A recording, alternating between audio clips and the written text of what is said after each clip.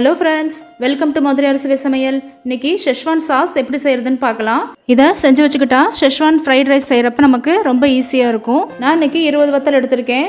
அதை நல்லா சுடுதண்ணி ஊற்றி ஊற வச்சுருங்க. இது அரை மணி நேரம் அப்படியே ஊறட்டும். அப்போ தான் நல்லா அரைக்கும் போது சாஃப்டாக இருக்கும். இப்போ நம்ம மிக்ஸி ஜாரில் இந்த வத்தலை போட்டு பேஸ்ட்டை அரைச்சி எடுத்துக்கலாம். இப்போ நல்லா நைஸாக அரைச்சாச்சு. இந்த சமயத்தில் 2 மீடியம் சைஸ் தக்காளி போட்டுக்கலாம். இதையும் நல்லா நைஸாக பேஸ்ட் மாதிரி அரைச்சி எடுத்துக்கலாம். இப்போ அடுப்பில் ஒரு கடாயை வச்சு தேவையான அளவு எண்ணெய் ஊற்றிக்கோங்க. 1 டேபிள் ஸ்பூன் பூண்டு, 1 டீஸ்பூன் இஞ்சி பொடியாக நறுக்குனது ரெண்டுமே அதை நல்லா வதக்கிடலாம். இது நல்லா வதங்கவும் நம்ம அரைச்சி வச்ச பேஸ்ட்டை ஊற்றிடலாம். பேஸ்ட்டை ஊற்றும் போது அடுப்பை சிம்மில் வச்சுக்கோங்க, இல்லாட்டினா மேலே தெரிக்கும்.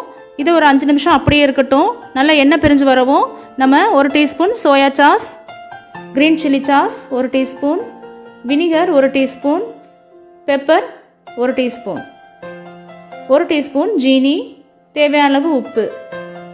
இப்போ இது எல்லாத்தையும் நல்லா மிக்ஸ் பண்ணி விட்ருங்க. இது 5 நிமிஷம் அப்படியே சிம்லேயே கொதிக்கட்டும். 5 நிமிஷம் கழிச்சு நம்ம அடுப்பு ஆஃப் பண்ணிடலாம். இந்த செஸ்வான் சாஸ் செஞ்சு வச்சுட்டிங்கன்னா நீங்கள் செஸ்வான் ஃப்ரைட் ரைஸ் செய்கிறப்ப உங்களுக்கு ஈஸியாக இருக்கும். நம்ம அந்த சமயத்தில் வேணுங்கிற அளவு எடுத்து யூஸ் பண்ணிக்கலாம். நீங்கள் நம்ம சேனலை முத பார்க்குறா இருந்தால் சப்ஸ்கிரைப் பண்ணிட்டு பார்த்தீங்கன்னா அடுத்தடுத்து நான் போகிற வீடியோ உங்களுக்கு ரீச் ஆகும்.